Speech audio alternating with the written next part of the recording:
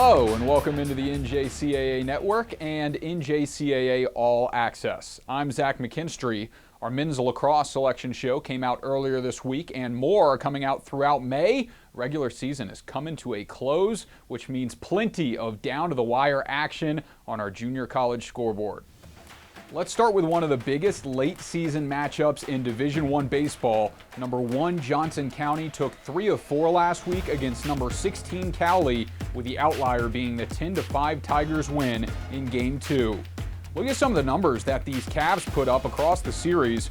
Riker Edwards has been getting a lot of love across some baseball outlets, listed as the 56th best incoming freshman in junior college this year by perfect game.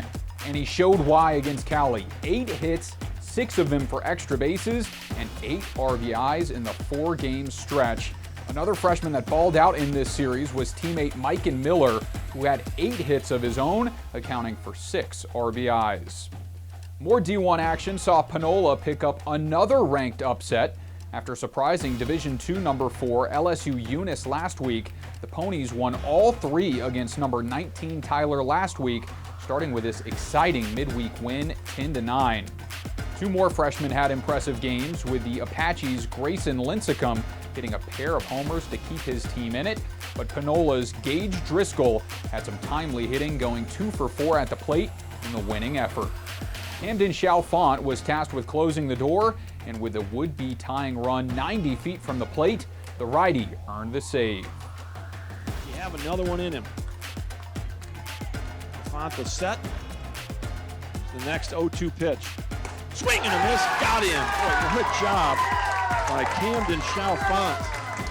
Strikes out 2 Apaches to end this ball game. And that'll be it. On to D2, where the Alabama Community College Conference played their tournament last week, and we saw the stunner of the week. Number 1 Wallace Dothan lost twice, failing to make the conference tournament championship, and now their only hope at a trip to Enid would be as an at-large selection.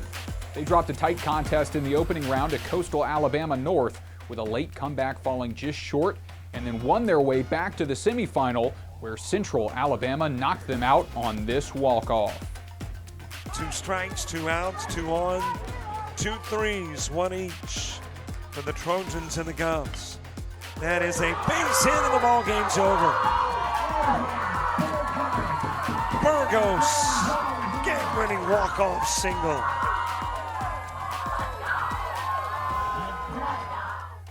To make this tournament even crazier, Coastal Alabama North and Central Alabama would then meet in the championship game, and in the decisive game, the Coyotes would win a walk-off thriller in the bottom of the 10th inning.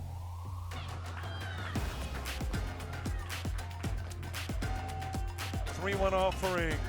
That is sent deep to left center field. It's off the wall. Clemens in. Hurt scores. Coyotes win it.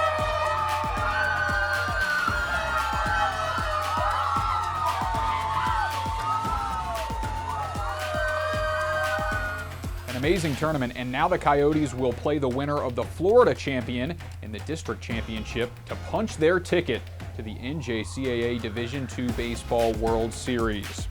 In Division III baseball, it was a tough week for the number 1 as well.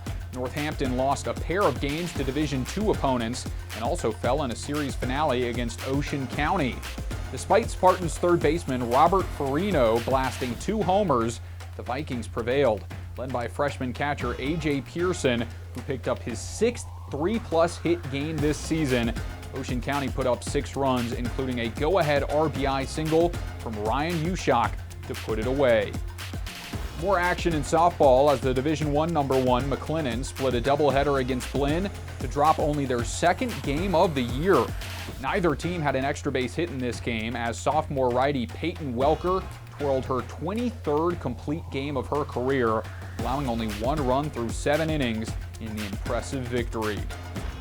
In Division II softball, number 4 Pearl River split some crucial series down the stretch, including a 13-5 loss against number 5 Jones and this 6-5 walk-off loss against Northwest Mississippi, which had one of the more chaotic endings you'll ever see. 3-2 pitch. And it gets down. It's going to go for a double. Kaylee Owens. They're going to try to stretch it into a triple. She's going to have to slide and get there, and she will. She's going to have to get up. Will she walk it off? Yes, she has. Kaylee Owens walks it off in the most unbelievable fashion. Northwest gets the win, 6-5. Your final score, the sophomore first baseman comes through. And to end our scoreboard in Division III softball, number 2 Patrick and Henry continued to show their talent, winning twice against number 5 Surrey, 4-1 and 12-5. There are a few regions still putting the finishing touches on the regular season and a few more that are getting ready to start their tournament play. We've got the top matchups in both. More action for Johnson County as the number 2 ranked team closes their season with number 15 Kansas City, Kansas. The Cavaliers look to close out the regular season strong and fight back to the top of the national rankings. As a team, they have 60 homers this year, a quarter of which have come from the sophomore Dagan Brewer. He'll have to face one of the top righties in the Jayhawk Conference, McLean Finley, who is 10-1 with a 1.77 ERA in 66 innings this year. Another ranked matchup comes in Region 5, where number 8 Weatherford hosts number 18 McLennan. The Highlanders enter this series winning 9 of their last 10, with sophomore Aiden Cooney tallying hits in all of them. The utility man leads his club with 10 homers while hitting .387. And for Weatherford, they are getting it done on the bump with a 3.13 ERA, which is 5th best in the NJCAA. In Division II, there's a top matchup in the Region 23 tournament. Northeast Mississippi will play number 1 East Central on Friday. Christian Sprawling leads the way for the Tigers, who received votes in the latest poll, and East Central is back up to number 1 thanks to the stellar play from sophomores Mo Little and Brady McGee, who account for 19 of the team's homers. And lastly, number 11 Suffolk and number 3 Brookdale square off in Division III baseball this weekend with a doubleheader on Sunday. Dominic Lafroskia is hitting the cover off the baseball with 23 hits in his last 12 games and will look to carry over that hot hitting, while the Jersey Blues are coming off a 3-game skid to RCSJ Gloucester and are looking to finish the year strong. Softball regionals are getting underway as well, and men's and women's lacrosse national championship will have everything ready to go by this time next week. All right, one commercial break, then rankings and junior college gems when we return.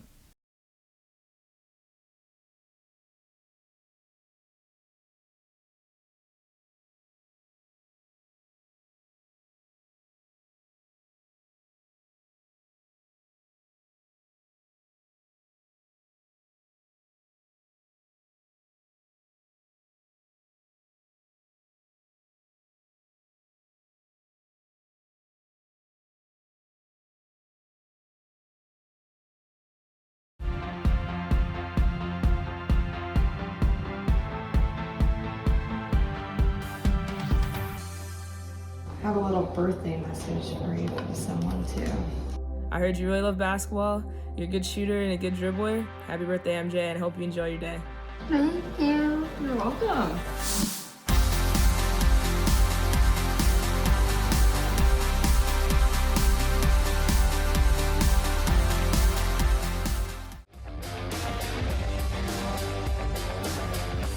Welcome back to NJCAA All-Access, and for one final time this year, let's review the rankings across our spring sports. We start in Division I, where one vote decided first and second place this week. Gaston received 156 points, while Johnson County received 155, and the two switch in this week's poll. Last week's number 3, Florence Darlington, tumbles to 7, Pima falls a few spots, Hutchinson jumps to 17, and McLennan enters the ranking at 18. In Division II, the big news is Wallace Dothan, who lost a pair in their conference tournament and moved from 1st to 4th. East Central retakes that top spot. Southeastern falls from 6th to 10th. St. John's River State drops 6 spots to 17th, and Blackhawk College and Parkland move up. Division III baseball sees RCSJ Gloucester leapfrog Northampton for the top spot, while Dallas College Eastfield moves up a mark, and Northern Essex goes from 8th to the bubble at 14. In softball, the top 3 remains the same. Indian River State drops 3 spots, and Bossier Parish and John A. Logan each drop towards the bubble as well. The biggest move in Division II is Pearl River, who goes 2 spots to 6th after a loss to Jones and to Northwest Mississippi, while the rest of the rankings stay pretty consistent. And in Division III softball, Surrey didn't receive any votes, falling from 5th to out of the poll, while Middlesex jumps to 7 and Hudson Valley takes Surrey's place up to 10. And the Men's Lacrosse National Championship has been set. Here are the 6 teams that will play for a title at Hartford CC, with the quarterfinals this weekend and the semis on May 11th and 12th. Lots of movement in this week's rankings as we switch gears and take a look at our junior college gems. 3 top highlights are featured this week as we take a look at softball and lacrosse, starting in Mississippi. It's the second straight week Northeast has a top play. This time it's catcher Haley Minshew with a tying run on second base. She dives and somehow reels this one in. Popping out of her crouch behind the dish, Minshew races into foul ground and adjusts to the pop-up to make the catch. Her side celebrates appropriately as the Tigers take down Itawamba. To Leesburg, Florida, where the Lakehawks of Lake Sumter State close this game out with a gem. Emma Chisholm runs this one down in the alley and fires off balance to first base to double off the runner. What a throw from right center and what a stretch at first base. Chisholm shows off the cannon, and the Lakehawks take down Pasco Hernando State, winning 9-4. And lastly, stars shine bright in big games. Region 20 championship, and Bradley David intercepts, swim dodges, gets knocked down, and from his back fires a strike past the goalie to score for CCBC Essex. What a one-man show from David, who somehow gets this shot off surrounded by tons of Hartford players. And that goal was big in getting the upset victory for the Knights, who punched their ticket to the national championship. What a moment to finish today's JUCO Gems.